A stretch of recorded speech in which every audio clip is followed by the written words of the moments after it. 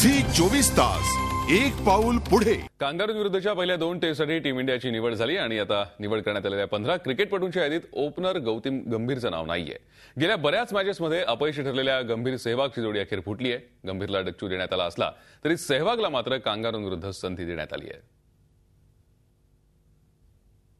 गंभीरला डच्चू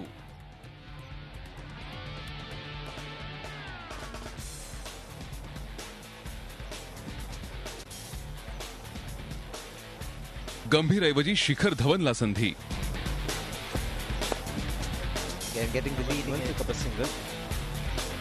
तब्बल 10 वर्ष टीम इंडियाची ओपनिंग जोडी म्हणून ओळख असलेल्या वीरू गंभीरची जोडी आता फुटली आहे। शोलेच्या जय वीरू सारखी ही गौती वीरू जोडीच टीम इंडियाची ओपनिंग करत राहिली, पण गेल्या काही इनिंगमध्ये सपशेल अपयशी ठरल्यामुळे ही जोडी तुटली आहे।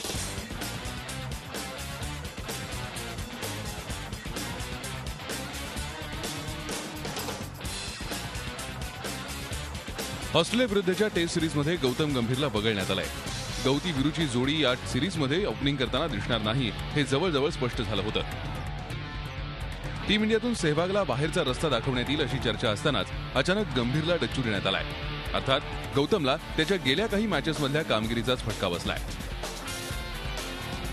वनडे आणि टेस्टमध्ये तो सपशेल फ्लॉप ठरलाय।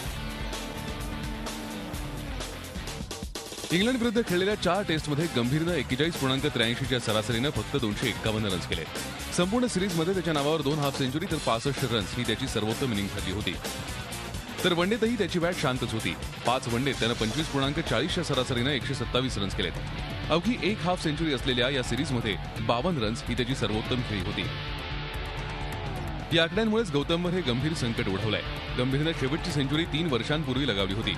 वनडे आणि टेस्ट या दोन्ही फॉर्मॅटमध्ये फॉर्म हरवलेल्या गौतीला आता एखादा करिश्माच टीम इंडियात परतवू शकतो, कारण त्याची जागा घेण्यासाठी बरीच तरुण मंडळी रांगेत उभी आहेत। याचाच प्रत्यय कांगारूंविरुद्धच्या या निवडीत आलाय आणि गौतमच्या जागी शिखर धवनला संधी देण्यात आली आहे। शिखरनं यंदाचं डोमेस्टिक सीझन चांगलंच गाजवलंय। फर्स्ट क्लास क्रिकेटच्या या सीझनमध्ये शिखरनं 55.53च्या सरासरीनं 833 रन्स केलेत। यात त्याच्या 4 शानदार सेंचुरीज आणि 3 हाफ सेंचुरीजचा समावेश आहे।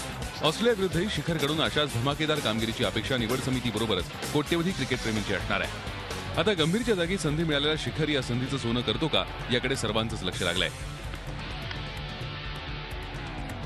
झी 24 ताससाठी ब्युरो रिपोर्ट, मुंबई। झी 24 तास एक पाऊल पुढे।